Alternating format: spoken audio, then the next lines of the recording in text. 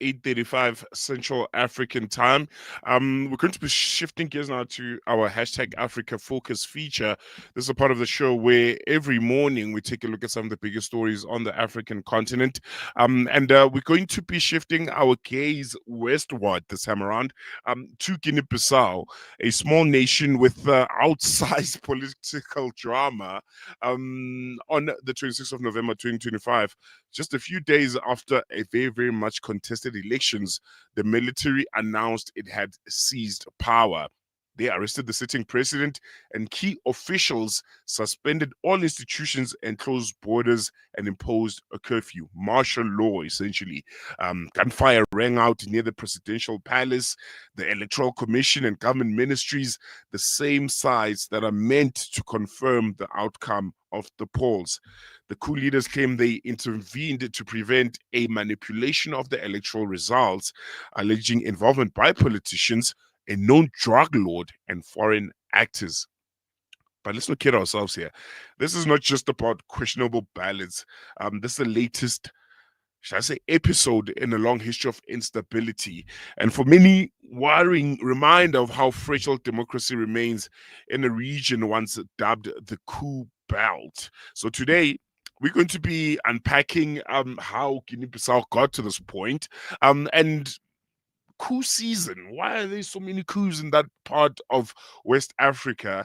And we'll be joined by Dr. Gwinyai Taruvinga. He's a political scientist and is going to help us dig beneath the headlines and make us understand what kind of real questions need to be asked here. Is this a reset or a relapse in instability in Guinea-Bissau? Dr. Taruvinga, thank you so much for joining us. Always a pleasure having you here on Salam Media. Good morning. Good morning. Thank you so much for having me as always.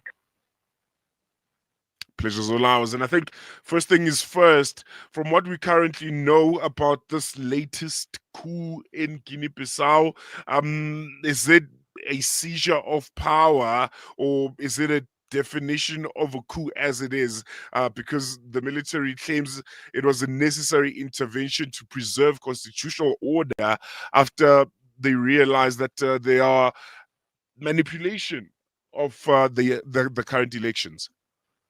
Your question is very interesting because it goes back again to how exactly do we define a military coup? And I know we're talking about West Africa, but I'm reminded of the military coup that occurred in Zimbabwe in 2017, where the military made it clear that it was not a coup, it was rather what they called an operation to restore legacy in Zimbabwe by targeting criminals around the then President Robert Mugabe. And this is very similar to the statement that the military in Guinea-Bissau also released. So the High Military Command for Restoration of Order is what they've called themselves.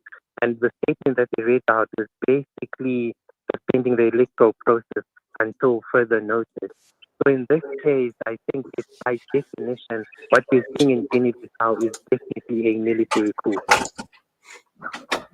I think it was very, very interesting because the military, I think, as mentioned, they framed it as a takeover or as a cleanup operation, pointing out to the electoral manipulation, as mentioned, corruption and the involvement of criminal networks. How credible can these claims be, especially looking at Guinea-Bissau itself, the history of instability, not just the country, but also the region in itself, the Coup Belt, and it is commonly known?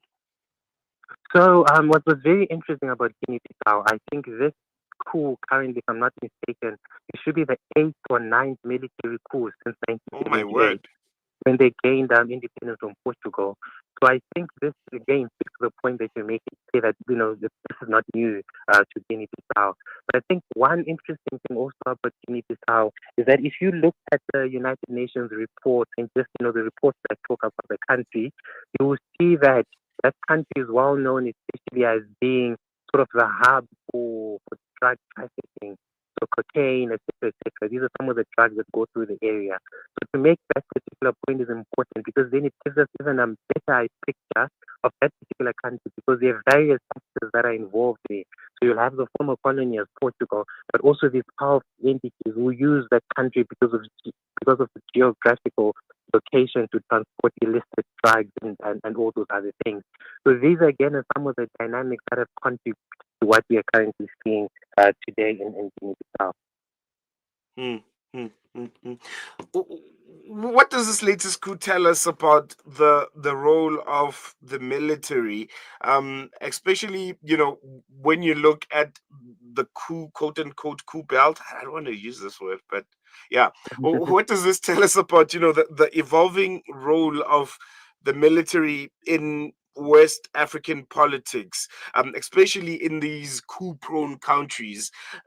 Is the army becoming the default arbiter of political legitimacy? I think I think this is exactly what it is at the moment, that the army is becoming an arbiter, because I think the main challenge from the work that I've done in West Africa is that there seems to be an institutional weakness, but this Mm, institutional weakness is mostly linked to what in politics we call the social contract, which is basically this unwritten agreement between the citizens and the government to basically, allow the government to give them certain needs and for the government to provide jobs, water, etc., etc. But what we are seeing now, not only in West Africa, actually, but on the African continent, is that there seems to be a weak social contract. So the relationship between the government and the citizens is at an all-time low, and because of this, there's a disjuncture between the two. So what happens within the context of governance is when there's a disjuncture between these two elements, which is the government and the citizens, there's often a power vacuum that is normally showed in either of two ways. The first thing being a military intervention, which is what we're currently seeing in Guinea-Bissau, or what we then see in other African regions where they are protest. So in this case, the main issue that we're seeing is that there seems to be governance weaknesses, there seems to be institutional weaknesses, and the army is then taking advantage of those, and hence we're seeing what's happening in Guinea-Bissau. well, there you have it. I think we're going to be there for now. Really, really interesting times ahead. Dr. Gwinyai Taruvinga, thank you so much for chatting to us. And I hope we chat again soon. Thank you so much. I appreciate it. There you go. That was our hashtag Africa Focus feature, with a deep dive, a hard look on the latest coup that took place out in Guinea-Bissau, their country that's currently on the edge. They went to the polls 2-3 days ago. The ballots remain uncounted. The borders have been sealed, and institutions, key institutions, have been suspended. And I think we can all agree that at this point, democracy has been put on an indefinite hold. Yeah, but I think it's a really worrying trend when you look at the Coup belt and that part of West Central Africa where it almost feels like the military and the armed forces are starting to become the default arbiters of political legitimacy. They decide who gets to run the country, who gets to lead the country. The military says this is not a coup. They are refuting those claims. They're saying, well, the elections were being rigged here, and we can't sit back and watch, criminal elements. They are, apparently drug cartels that are being involved in manipulating the elections, and the army decided, well, we're going to put a stop to this. And according to the president of Guinea-Bissau, says no force was used against him during, this coup, and it was obviously led by the army chief of staff. But it's really concerning, man. And I would like to hear conversations from South Africa, well, from South Africans. When you guys always call for coups and let's take down the government. Looking at the coup belt, I mean, Dr. Taruvinga told us there that this is Guinea-Bissau's eighth coup since gaining independence. Do we realize just how much damage that does to a country since independence? 8 to 10 coups already. Should we be having that same kind of language being used here in South Africa because people are frustrated because the government is not doing its job? Democracy may not be perfect, but it is probably the best form of governance we have at this point. And it's concerning for me when you hear conversations, especially online, people saying South Africa needs a dictator, need to, I don't know, have a coup of some sort and remove the ANC. That's a dangerous, slippery slope that once you go on that path, you're never coming back. Come to a close of our hashtag Africa Focus feature. We're going to take a quick break, and when we come back, we'll be looking at another concerning turn of events. The breaking news last night: Donald Trump on his Truth platform, social network, coming out and saying they're not gonna invite us to the next G20 summit that's going to be held next year. This after the United States of America assumed leadership of the G20.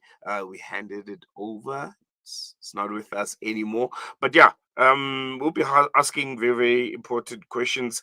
Can the United States of America legally and procedurally bar South Africa from G20 participation? And what does this mean for US and South Africa relations at this point? Are we reaching a point of no return with this administration? It's going to be an interesting conversation. We'll be talking to international relations analyst Dr. Oscar van Heerden right after this.